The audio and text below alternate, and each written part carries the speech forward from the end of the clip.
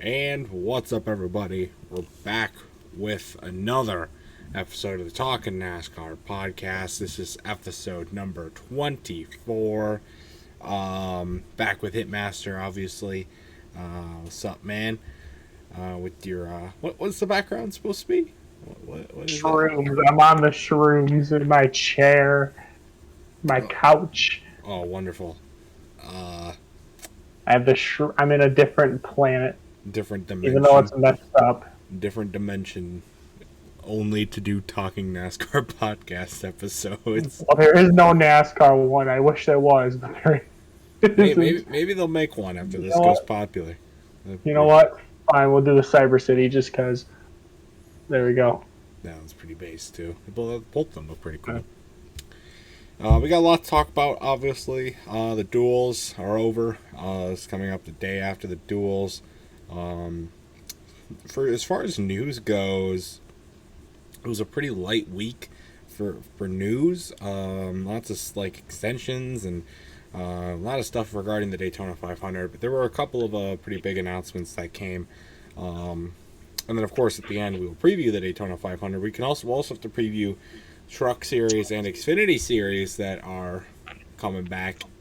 Actually, Trucks will be tonight at the time this is going out. Xfinity will be the day after. And then also the Daytona 500. So we'll talk all about all those going up.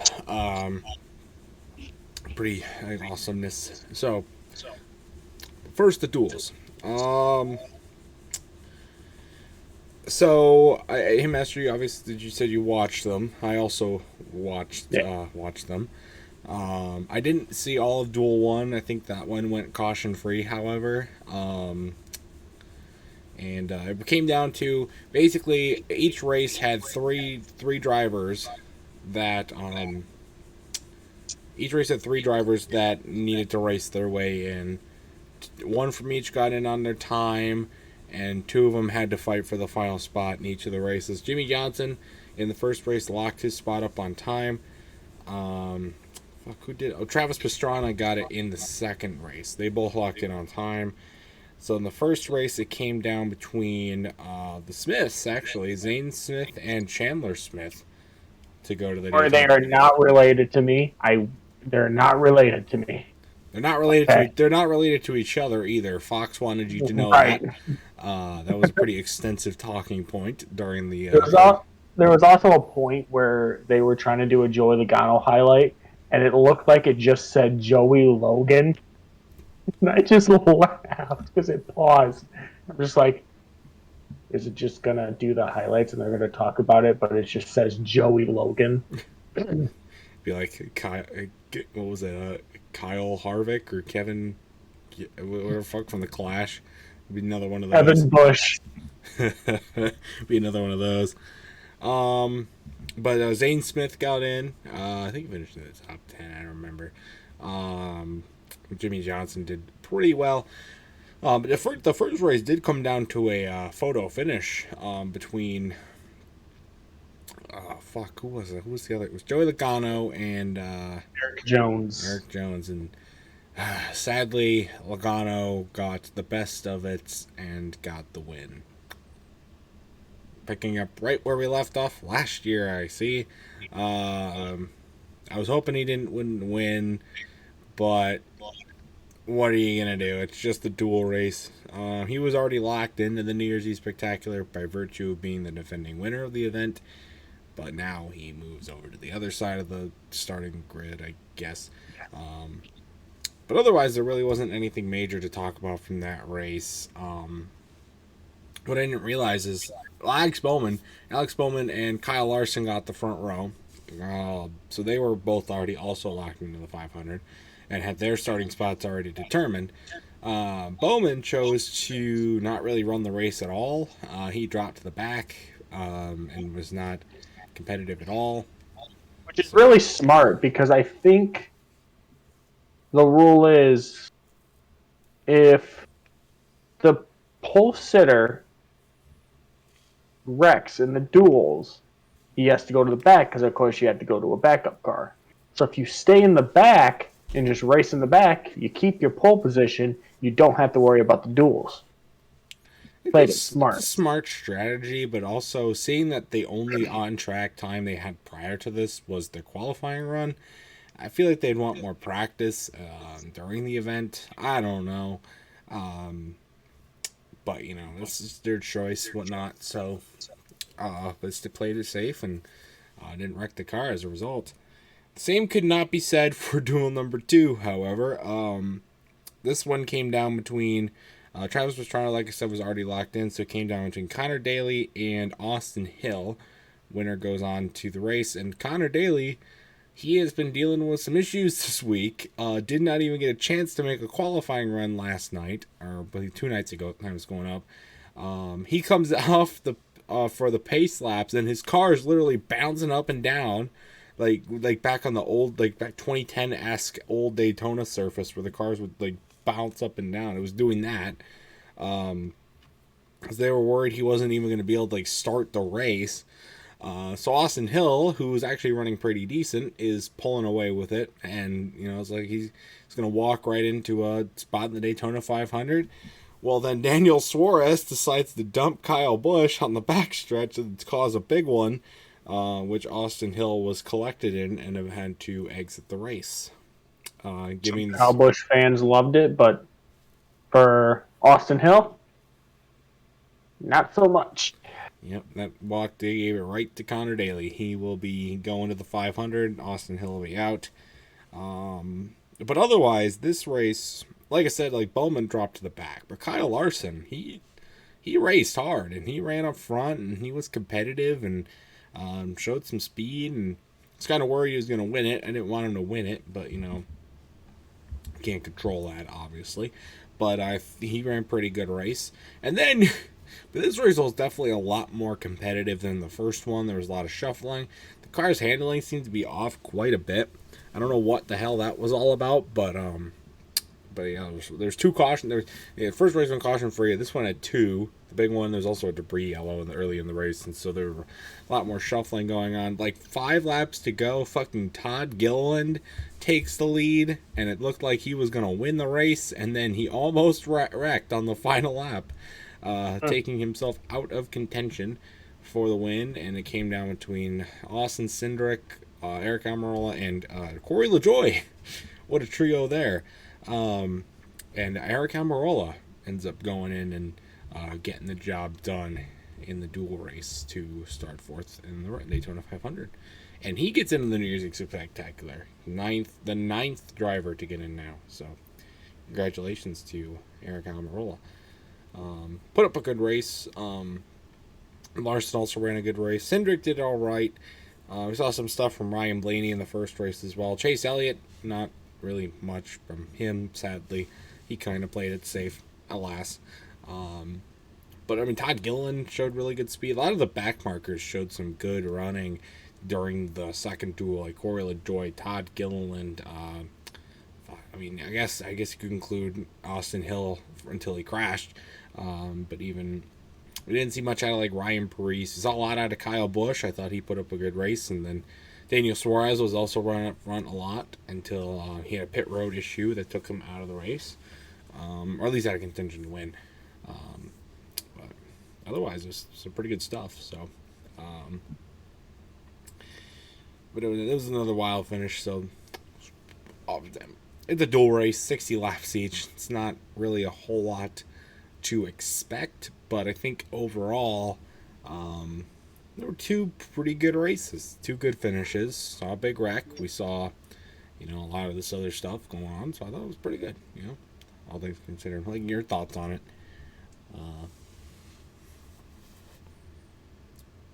I mean, I liked it. I liked the second duel better, but first duel didn't really interest me. I thought it was going to be interesting. I mean, there was nothing to be excited about. But like I said, second duel, loved that Eric Almirola one. I loved what he said at the end. Or I should be retired right now. But I mean, I'm going to turn that off. But good job for Detroit. They just scored. But anyways, yeah, I think it was a good Daytona week, and I feel like the Daytona 500 is going to be even more better. Hopefully, hoping it's going to be pretty good. Hoping we get to see some more of that Duel 2-esque action going on. Mm-hmm. We'll get into some other news. Kyle Busch, remember, what was it, last year, the year before? Um, he said he was retiring from running in the Xfinity Series because he got to 200 wins.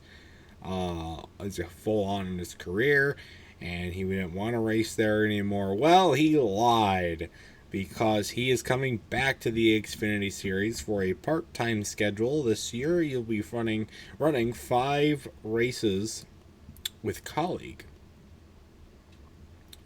Not his own team. I don't even know his own team exists anymore. Not a good sign though if the owner is not running for his own team. He's running for colleague. But yeah, he's doing 5 races for them in the Xfinity Series, which is quite crazy. Also announced for the Xfinity Series, David Starr, who's actually been around for quite a while. Surprised. I haven't heard that name in so long. He's back. He's going to run for Hour Racing full time in the Xfinity Series for their O2 machine this year. So we'll be looking out probably for him in the back of the pack because he was more of a back marker driver. But hey, it's cool to see him back in the car. It's called Sugarlands, partnered with JTG Doherty Racing. They will become primary sponsors for the team. So they will, but for some reason they're only sponsoring one race. They will become co-primary sponsor for one race for the 47 car for Ricky Stenhouse. I think Sugarlands is it's an alcoholic brand. So they're becoming an official drink partner, or like an official alcoholic partner of JTG Doherty Racing, not of NASCAR, but of the as a whole, but the team. Surprisingly, again, only doing one race. That seems kind of weird. You're going to become like an official partner for the team, and then only run one race. It's pretty Right. wild. So there was a bunch of contract extensions signed this week. Both of the Trackhouse drivers, Daniel Suarez and Ross Chastain, both signed multi-year extensions for Trackhouse. And Alex Bowman signed a multi-year extension with Hendrick this week. So they will be in those places for a while to come.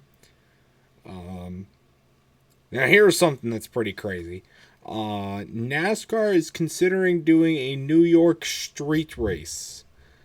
So of course, they're doing the Chicago street course this year. Let's see how that goes, but they're considering racing in the streets of New York. Now, Depends. Depends on if Chicago does well. I think that they are banking on Chicago doing well. I think it will do well, and I think they're banking on that.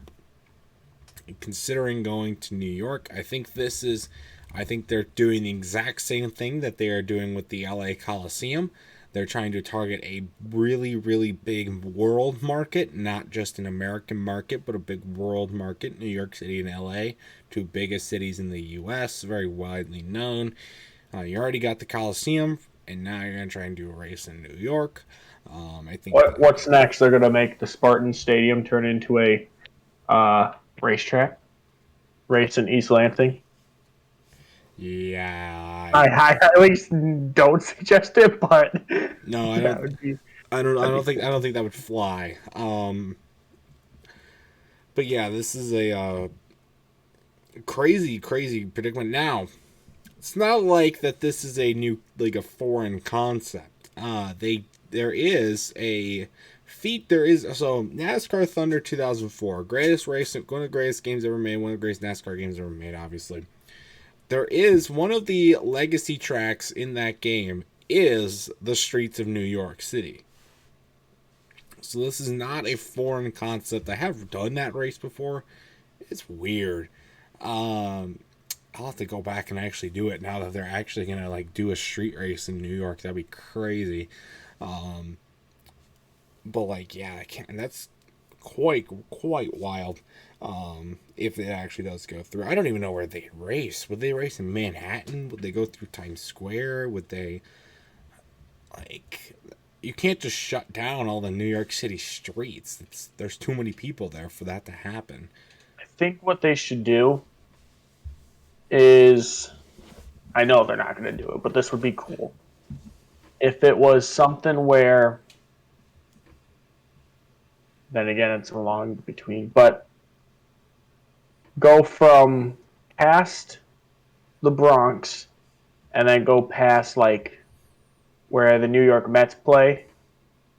Like go past that, so you could say you go past the two major baseball stadiums and like do it that way, but that's too far of a distance, so it wouldn't work out very well. But yeah, I think it would be like Brooklyn, um,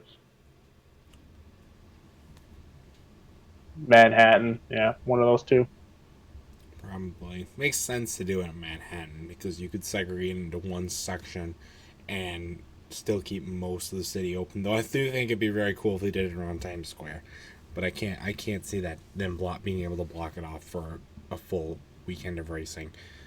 Um, that was part of the other big news. The other really big news that came out. This is not necessarily a NASCAR thing, but more a racing thing. But I decided to put it in here because why the fuck not? Tony Kanaan, legendary IndyCar driver, announced that the this year's Indy 500 will be his final race.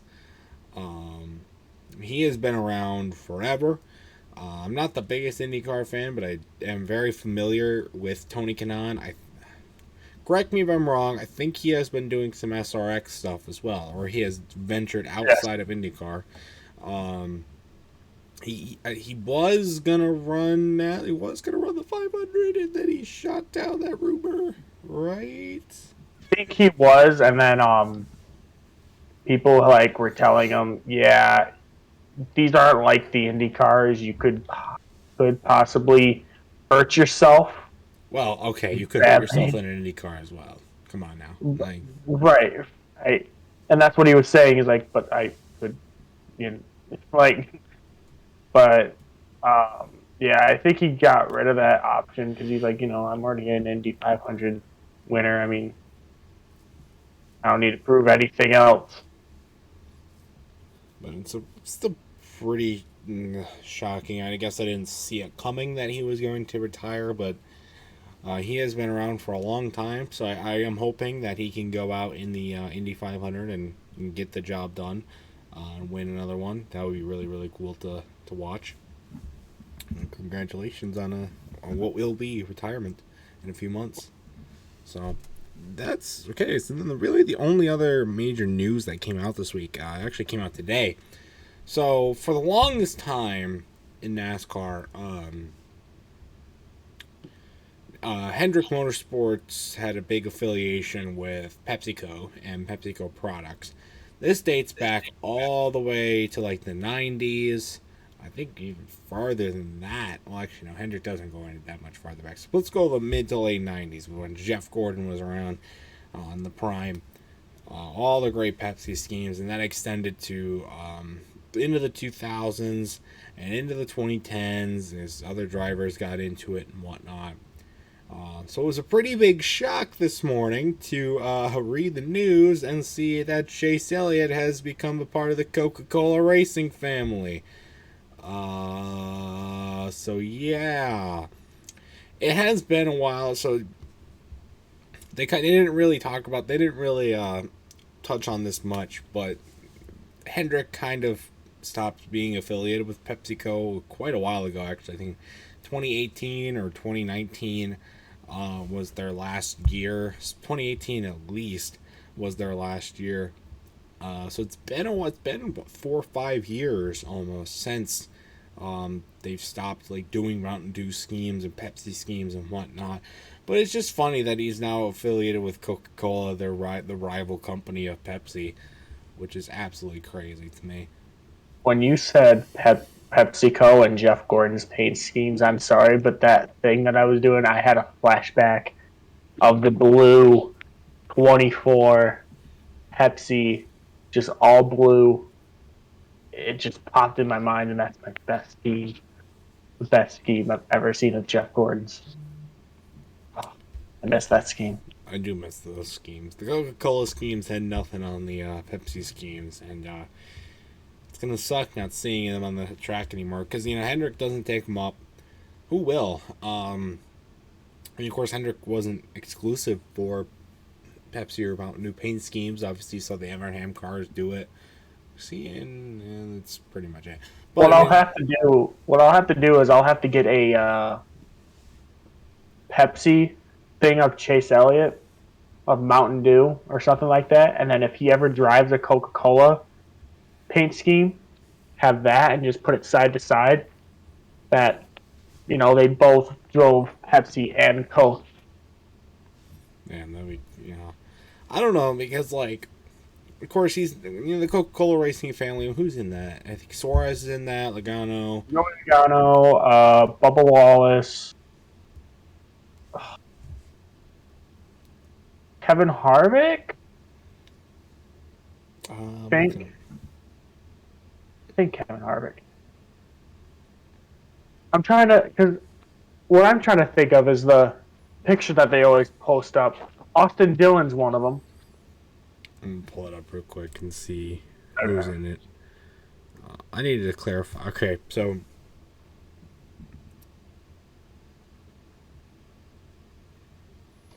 yeah, he's literally partnered with Coca Cola. This has a Twitter thing with Hendrick, and he did post it on Instagram too. I can't find that though. But I don't know. I mean, the Coca Cola schemes had nothing with the NASCAR schemes, so even if he's just a part of the family doesn't mean he's necessarily going to be running exclusive paint schemes. He's still got deals with Napa and Hooters and but Kelly Blue Book maybe. I don't remember if he's still running for them. Yeah. But that's going to be quite an interesting revelation for sure to wake up to this morning as well. So, yeah, it's like I said, it was a pretty light news week. That's really all the major stuff outside of the preview stuff that I had. Unless you got anything. So, I would say something more about the Corrigan Oil, but I have not gotten the latest updates for that yet. But I know this isn't NASCAR related, but I'm wearing my Michigan State stuff because something happened near Michigan State, and Oh yeah, everything went down, and it's just rough. But that's all the news that I've yeah. gotten. It definitely it's definitely a hitting home situation. Because obviously I go there, and Ken Pomeroy goes there, Lucas goes there, and I have a very deep tie to MSU, and watching that on the news Monday night was crazy. Which is just getting out of work. It's like yeah, it hit hard and hit a lot of people hard. I went to the vigil last night. All of us went. Or I guess it'd be 2 days ago at this time we went up, and there was thousands of people there. And it was very somber. Like you could hear a pin drop though. Like that's how quiet it was until they actually started doing like the speeches and stuff. It was, yeah, it's something I've never been a part of before. Something like this, and I hope to never be a part of it again. It's unfortunately very common around this country. There's been there's people that care around the world, and it's like I was just looking at some stuff and on ESPN because it popped up on ESPN. Maryland's been doing some stuff. Penn State did some stuff. I believe Wisconsin and Nebraska did some stuff. And this may be a surprise, but Michigan actually did a lot and I mean a Oh, lot. yeah, because the Um, big rivalry game is coming up this weekend. They're gonna play it, and they're gonna be decked out in green and white. It's gonna be a weird thing to see on TV.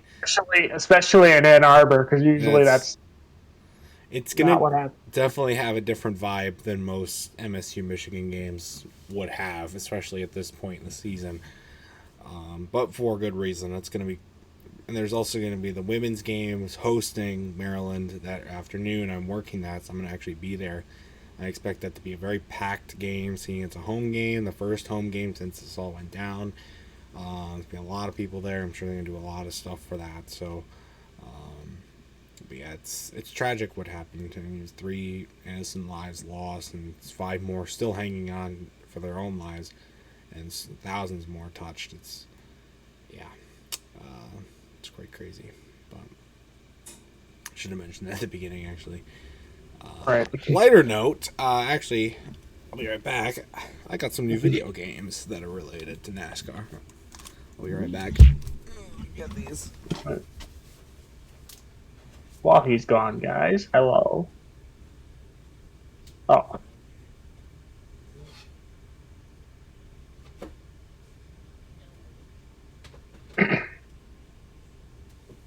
Jeff, I know you're watching this. Please, if at any point, and I mean at any point, you see something funny that I have, please make a sticker out of it. Please. I'm begging you.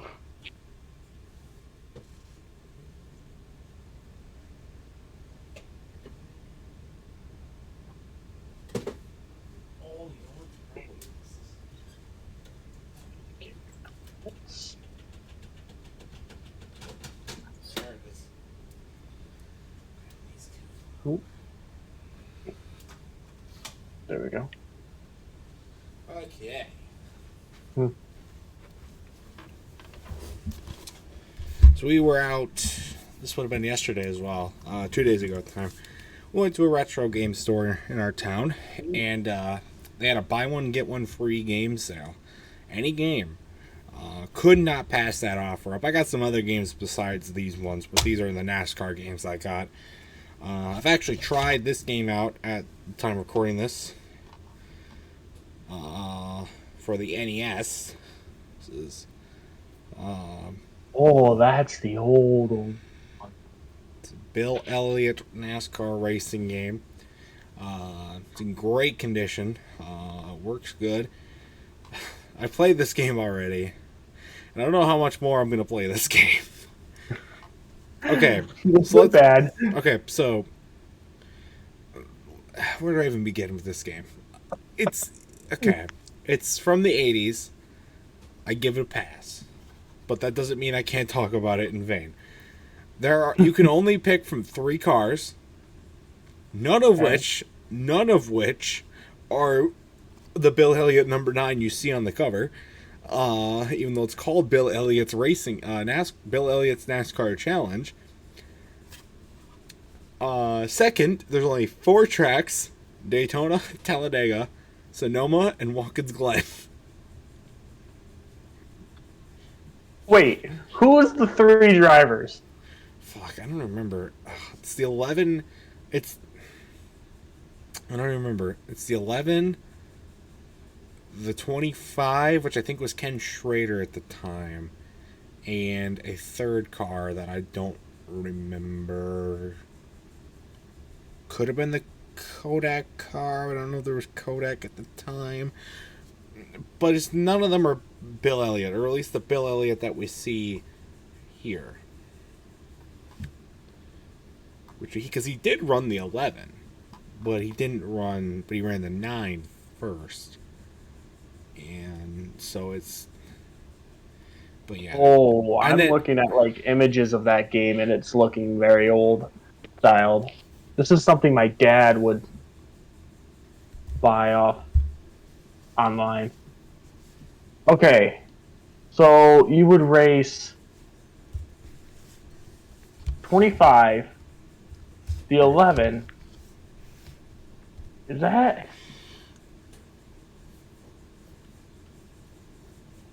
who was the first ever person to drive the 5 car? The 5? Oh, that would probably been Jeff Bodine, probably. I don't know. Yeah, but yeah, that's odd. Unless Bill Elliott drove the 11 at one point. He did, but I think it was after this game came out. Because why would the 9 be on the cover of the game? Or at least the cover of the cartridge. Because obviously I don't have the box. But it's not here. And then, It's okay, still odd. so that's just, there's so, now I will give it credit, there's a lot of, like, extra stuff other than just racing. You can practice, you can qualify, there's, like, ways you can change the car's setup and handling, you can do, no, you can't do paint schemes, you can't really do tracks either, but you can adjust the race length, and there's, like, this other stuff that, you know, you'd expect it today, but you wouldn't expect it 30, 40 years ago when this game came out, which is Right. so I find that to be really revolutionary. That does not mean that the game is really really playable. You start a race. I played Daytona, and you start a race, and first off, the response time for the gas and like the turning and stuff. No, it's not there at all. It's way too late. So you go off into the turn, and like in the first, like, so I start the race and I go off into a turn, but then my car overcorrects to the left. So like, okay, manual turning must be on. So I go in the next turn, then I go straight in the wall, or actually into another car. It's like, what? And then like, if you get too far up, it'll make you something will pop up in your peripheral vision. You think, oh, there's another car up there. You're like a half a lap down, nobody else is there, and you're like hitting the wall, but like the wall kind of just like jumps out at you at random intervals for no reason. I guess speeds are pretty accurate, but like, I don't know. It's a good pickup because it is a cool game and it's in great condition, but is it worth playing a lot of? Well, maybe. I don't know. Probably not, though. I mean, if you're into like that kind of style game where it's like, you know, you want to play old games like Super Mario Brothers, like the first one, you like playing Nintendo 64s or like any of that, I could see where you could play that 24/7. Well, I don't know But 24/7. no, I don't mean like that. I think it might be clinically insane if you play this game 24/7. That's that right. Anyway. I like racing this race. Oh crap, I just hit the wall. Well, that's a pain. I guess I'm gonna try again. It definitely shows its age. Let's just say that. Quite insane. I did pick up a couple other games too that I've not gotten a chance to dive into yet, but I hope to tomorrow. Today at the time it's going up. These are both PlayStation 2 games. First one is Chase for the I love that game. I've wanted this game for a while. Finally got it. I can remember anytime I would play that game, I'd always be Jeff Gordon, and I'd always wreck Jeff Gordon, or not Jeff Gordon, Kevin Harvick first. You can look at the Always. game manuals in here. Look at the game. But it's one of the best games I've ever played. One of. Let's see. Oh, there's a limited 90-day warranty. I wonder if that's still going. 18 years later. Fight to the top. I have seen some gameplay footage of this game. I'm really excited to jump into it. I've wanted it for a while. But it was You've played it before, but I want to get a PS1 or PS2 just to get Dirt to Daytona. I want Dirt to Daytona back. I loved that game. Damn, this is a good condition. Shit. Wow. This is pretty good shit. I mean, this manual is in great shape. Yeah, We should have did this for the Nostalgia Week. I didn't have it. Just got it. I do have. I actually didn't show off my NASCAR games. I think we talked about them before though, so it's good enough for me. The other game I picked up. So there was more than just these couple, but I only picked up one more just so I could get the deal on it. I have played this before, and I'm really excited to be able to play it again. But it is NASCAR '07. NASCAR 07 for the PS2. I remember when I was very young, I rented this game from Family Video and played it. I thought it was the worst thing ever, but I look back now, I was probably over exaggerating because you know what? It had caution flags, and I never experienced that before. So I've had that situation with NASCAR '09 with Jeff Gordon on the front cover because any single time you would okay, phone, shut up. Anytime you would um bump someone just a tiny bit, black flag. You can't turn off the black flags, so it's like it's not playable unless you just want to play normally. And you know, people they don't want to play normally. Hey, want to wreck? well, I could probably adjust it, or at least be able to. What the hell? I've at least played it before, but I'm really excited to jump into this one, dude. They also had Thunder 2003, which in two different versions, which I wanted to get, but it wouldn't have worked out for the deal. I already spent a good amount of money on these as it was, because I did get 3 other games with this. I think I don't remember. Um, the manual's in this one too. It's in all black and white though, which is really weird. I don't know why they put it in just black and like not just even the cover. The whole thing is black and white. But yeah, this is wild because it's got Elliot Sadler on the cover and he switched teams mid-season when this came out. But I still remember it very fondly. I guess not very fondly, but I want to make it more fond memories. But yeah, it's very excited to try these out. So, go along with Thunder 2004, NASCAR '09, and of course all the newer ones that some of which we don't speak about. Ignition 21. Yeah. You mean a shit game? Yeah. Or the games that can't freaking get the building at MIS on turn 1 correct?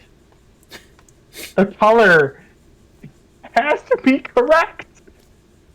How about the fact that when I start up the race, fact that I start up the race and we're coming to the green flag, the game glitches out, and fucking car flips over, does a fucking barrel roll under pace lap speed.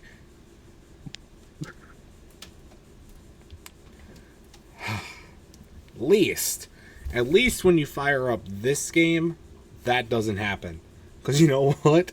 The rest of the That's field from will the be 1990s. the rest of the field will be gone. You'll be on the wall, and the rest of the field will be gone. You can't see him flip over. Oh man, but yeah, I'm pretty excited to try these. I'll talk about these more next week when I actually get a chance. I hope to play them tomorrow. Oh, these look so good though. These look pretty good. Alrighty. But yeah, I just thought that was a little pretty cool thing to add. I don't know what else I could think of for other news stuff that was going on. We already talked about Cork and Oil Speedway situation.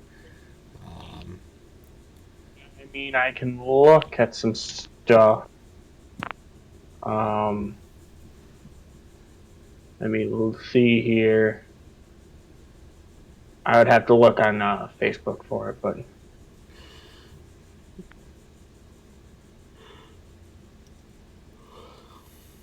all right. Let's see here.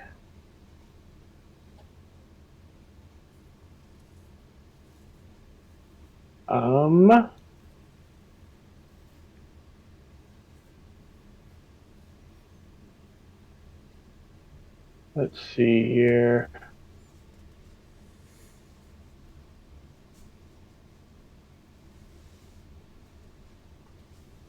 It doesn't look like it. Nothing's been up. we'll have to see what goes on about that. But Uh, all I know is that the reason why they're doing the thing on Wednesday because a guy named Bob Finley died, and they're doing it on that day. Which still, I don't know why do it on Wednesday when you could do it on Friday. But who's who's oh well. Bob Finley? Um, I guess there's a guy named Chad Finley that or the Finley family has been at Spartan Speedway. Like Jeff Finley, he was at Spartan Speedway. Oh, They're going to okay. call it. Um, but I mean, other than that, there hasn't been really anything to talk about at Oh Spartan. man. Well, hopefully we get some more updates about that as the season gets closer and whatnot. So try and make it out for one of those events. Trying to show my support and see what's going to go on there. Um, We'll try to schedule a time where me and some of the people in this uh, group can go to one of the races.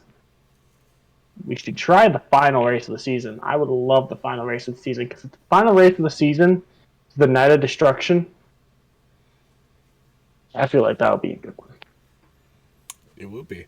We'll just have to work it out with their schedules and whatnot and see what goes on with the news that comes in and stuff. But yeah, we definitely have to try to work that out. Alas, unless you have got any other like, stories or news or anything else to talk about, we could talk about this weekend. We're back into action. 75th anniversary season in Daytona. Start with the truck race. It's the first race back under the Craftsman name. Chase Elliott's going to be in that race, along with Travis Pastrana, as they get more Daytona experience. What are we expecting out of these trucks? So I know people are going to hate me on this, but I think, for me at least, I want to see how these new people going into new trucks or new teams do. Because, they are just starting off and, we got some new faces at new places. Really, in the truck race, I don't think people are going to look at Chase Elliott and Travis Pastrana. Um, but this should be an interesting race. It really dawned on me that the truck race during speed weeks is usually the most exciting, usually the biggest wreck fest of the weekend. I mean, there's so many countless times where you usually see a car get airborne and go into the fence during one of the truck races, or there's really big hits or huge finishes or whatnot.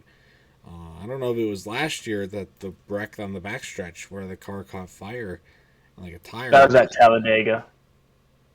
Was that? I Or thought that. no, I thought that was a no, that was Daytona. the Xfinity race at Talladega. But yeah, Daytona trucks. Oh Yeah, no, wait, that that was was. Xfinity Daytona. Never mind. Never Oh mind. yeah, it was. Never mind. I But know. I know trucks what have I'm going to be. flipped over before, so I know what I'm going to be watching. Is I was. I know people are going to hate me again, but how is Deegan going to do in a new uh, truck? Thor Motorsports. all right. Um, we'll see. I mean, she's gonna have more experience under her belt and see how she performs. But, I think it's gonna be a lot of competitiveness and whatnot. Most likely, there's going to be a wreck, but I just There'll wanted to be say that. there's gonna probably somebody's gonna flip over. Somebody's probably gonna catch on fire. There's probably gonna be a big finish. Yeah. It's gonna be a pretty underrated race. I think we can all attest to that, agree to that. But I think should be pretty good. Who we think's gonna win this race though? That's the question.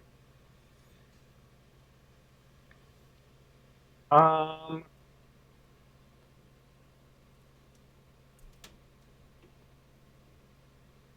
I would have to look at the starting lineup for that. I don't know fully. I've been looking at trucks recently. Let me look at this. Uh, okay, Craftsman Truck Series. Uh, drivers. No. I'm going to try and go with. You know what? I'm going to go with the limb here. I'm going to go with Matt Crafton. Hmm. He has a little bit more experience. I'm going to go with Crafton. I don't even have to look at the others. I am going to go with the stupid pick, and I'm going to pick Mr. Coca-Cola Man, Chase Elliott, because honestly, I also don't know the full starting roster for the truck series. And I don't want to pick Haley Began because, no. I also don't want to pick Travis Pastrana because Travis Pastrana. Um, but no, that should be a pretty good race all throughout. Do I think Chase Elliott's going to win? Hell no, I don't think he's going to fucking win the race. But you know, why can't I not just pick him? Shut up. Right. And then move on to Saturday's event, the Xfinity Series race, with lots of new names and new places and familiar names and different same places. I don't know. But this should be also a pretty interesting one. I'd like to get your takes on this one too.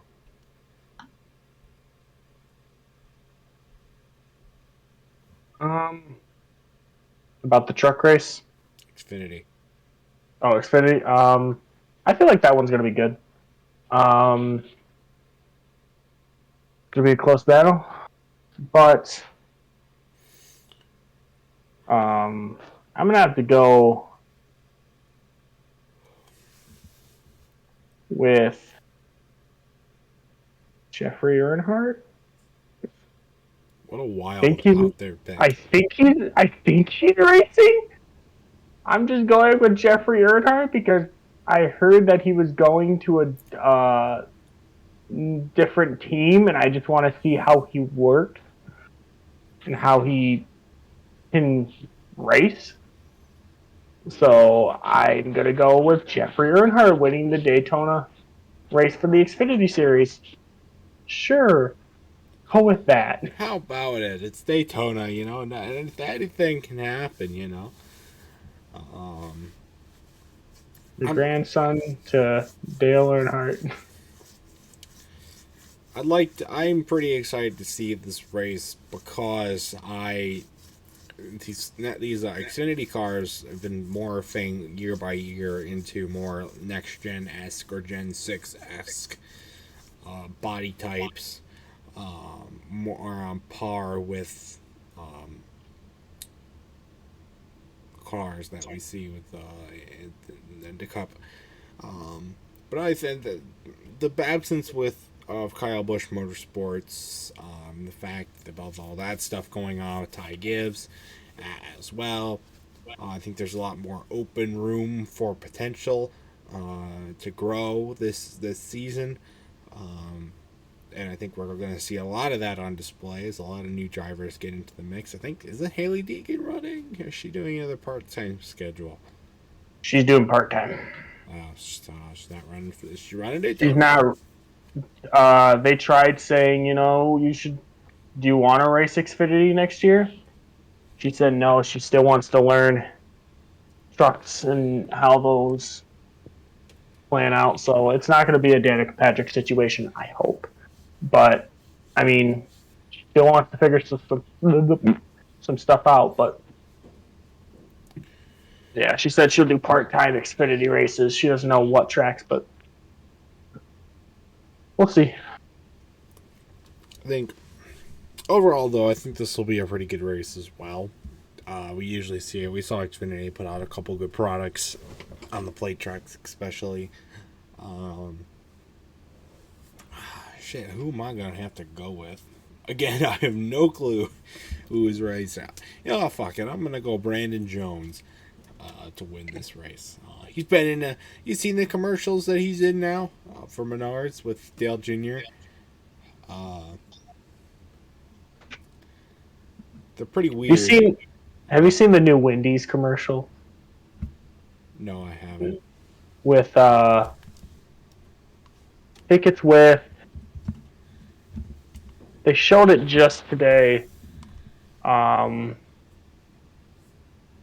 think it was Eric Jones and Michael Waltrip. I think Hmm. I'll have to look that up, but I'm looking it up right now. there is a commercial, a Wendy's commercial with a NASCAR related, and it's hilarious. Um, NASCAR Wendy's commercial. I can't find that. I find it, I'll send it to you on Discord. All right, because of course Noah Greg's running Wendy's, as well as who is that? Can't read the name. Oh, Ellis is also running it this year as well in the Xfinity series. So maybe that's where he got that from. We'll have to see if that actually ends up being something. Oh yeah, Legacy Motor Club announces Wendy's as primary partner for Noah Gragson. It was Noah Gragson. There it is. That was with him. I gotta say about this Menards commercial though before I move on to the Cup Series. It's listen, Dale Jr. He's a good guy. I liked watching him race, but man, his Is acting, it but that bad? his it's not horrible, right? Like Brandon Jones does what he needs to do. It's not like it's a cool little commercial, but Dale Jr. He's just not an actor. He is not. Uh, it just doesn't work out. They tried. It was a good attempt. Could have been a lot worse. Um, but yeah, that's yeah. So tried and I think he's a good commentator though. As we saw in the booth tonight with Tony Stewart and Clint Boyer back in the booth with Mike Joy. I don't know I where think I've all, huh? we go ahead. I was gonna say I think I've also noticed that whenever someone's about to wreck, all you hear is Dale Jr. screaming. Yep, that's a good representation of his broadcasting. Um, but you know he's good at it. It's more than a few others could say. Definitely. But anyway, now we move on to the big granddaddy of them all, the Daytona 500. Um, this so we got really two different pictures of the next gen plate package for 2023 in the duels tonight. We got the boring one, and we got the really exciting but also pretty stupid one. Um, I'm kind of hoping that those will mellow out. So I realized there was one caution, I think, in the first duel. If I'm not mistaken, it was for the side of a car's window. Unless that was the second duel. I think that was the second one. Well, continue. But I, I mean the 500 last year in the first race with the next gen car, like it wasn't a horrible race. I think it was pretty on par with a lot of the other Daytona 500s that we have seen over the last few years, especially since like post 2017, 2018 on, where there's just it's either pretty boring action or it's a lot of big crashes, and then you get a lot of more big crashes at the end of the race, and so like I mean, sure it's pretty it's not great though. It's far cry from the days of the '05 500 or like '07 or all that great stuff. But it's not the worst racing. I think if we can get a good mix of drivers going all out like we saw in the second duel, as well as it's 200 laps, we're gonna get some mediocrity. It's not gonna be wire to wire beating and banging. If that was the case, then I mean, people would. There's no way anybody would ever see the end of the race. I mean, that's given fact. I mean, we're already seeing what like 6 or 7 drivers have to go to their backups for the 500. As of right now, who knows how many more? Who knows how many are going to crash in the actual race itself? So, I think it'll be a pretty good race, though. I think we're. This is. I think everybody's gotten this new car down, and I think people are willing to test it out on the big stage and getting it going, and I think it'll be good to see it out, see it play. Get your take on it as well. Oh yeah, aren't you gonna pick your pick for Daytona? Shit. Who am I gonna pick? Kyle Busch was good tonight. So was Eric Almirola. So was Kyle Larson. So was even Daniel Suarez. Almost everyone in the duels was good. But just for ceremonial reasons and just because I think it would be really cool, I have to go with Kevin Harvick. And it's not really that out there of a pick because he did run up front. He did run pretty good in the first duel. I don't think it's too far fetched to say that we might see him up front contending for the win on Sunday in his final 500. I think it would be cool to see him win it, though. I really do. But that's who I'm going with. Because I picked him, he's probably not going to win, but maybe. With me, I think it's going to be interesting. It's not going to be like the last year's Daytona 500. Mostly because I know it's probably not going to be a flip like the Harrison Burton situation last year, where Man, he just hey, did a never say never now. Come on now. where he just did a Hey, remember? Hey, a car flipped over at the 600. 500 can have one too. You never know. You're right. But that was only because of grass. Grass helped us. Grass flipped the table. It got upset and just like, nope. Hey, there's grass at Daytona. I've seen them paint it. It's quite a process, I gotta admit. But it'll be interesting. I feel like it's gonna be one of those races where you're gonna want to go back and talk about it. Because you got Kyle Busch running in a different car, even though he should be arrested. But anyways, we're not going to talk about that. No. Then You got some thoughts you need to get out. Get them out now. Come on. Kyle Busch should be arrested for his doing. That's just final. But it ain't going to happen because he's rich, famous, and rich and famous people don't go to jail because they're rich. So, then you've got Travis Pastrana, who I swear, if he wins the Daytona 500, I will be shocked. Even though I probably know it's not going to happen, it would be kind of cool just to see that. And you got so many good guys. You got Jimmy Johnson, 7-time champion, coming back. He ran pretty good tonight, too. I was kind of surprised. Even though really he should be retired with Richard Petty, but that's okay. My pick,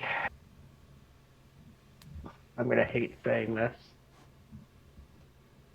I think that the driver of the 84 Legacy Motorsports car, Jimmy Johnson, is going to win his third Daytona. Wow. I hate saying that so much because I hate Johnson so badly, but Wow. I think he looked good in the duels. He looked very good. So that gives me a good feeling that he's going to win it. That's an out there pick for somebody who really hates Jimmy Johnson. So, I'm joking, even thinking about it. but hey, I mean, Gosh, I got Jeffrey Earnhardt and Jimmy Johnson that I had a shocking pick. what a pick! What do you gotta say? But that's not really an out there pick. At least I think he did pretty good. So I guess we'll just have to see it all how it all goes down this weekend in the Daytona International Speedway. So Now, as a fan favorite, me and you want Chase Elliott. hey, So, Chase Elliott victory always a good time in my book. right. Unless he wrecks somebody for the win. I don't want another Austin Dillon 2018 situation. Okay, that was just pretty sad to see. I do. Uh, I do. I do. what is Signature. what is that? It's Austin Dillon's signature. What on what? A Oh, car. 2019. Oh, card. I thought that was like I thought you got part of the sheet metal from the crash or something. No, I did. imagine. Look at the sheet metal. Oh, Hey, that was look, you wrecked it. Last year's Michigan International Speedway. Sign it. Sign your damage. oh boy. Well, well, I think on that note, that's going to end it for this episode here of the Talking NASCAR podcast, episode number 24 in the books. Next episode, we'll talk about the 500 and the other Daytona events, and hopefully some more big news comes along, NASCAR or non-NASCAR racing related. And I will definitely have my thoughts on both of these video games. Try them both tomorrow coming up, and I'll talk all about that and more. So thank you guys for watching. Stay tuned for much more amazing content. And if you would like to be a guest on this podcast, just join the Pringles and Company Discord. I'll get request the Talking NASCAR role, get you scheduled for an episode, and we'll get you on as soon as possible. So that's gonna do it. So until next time, we will see you guys later. Goodbye.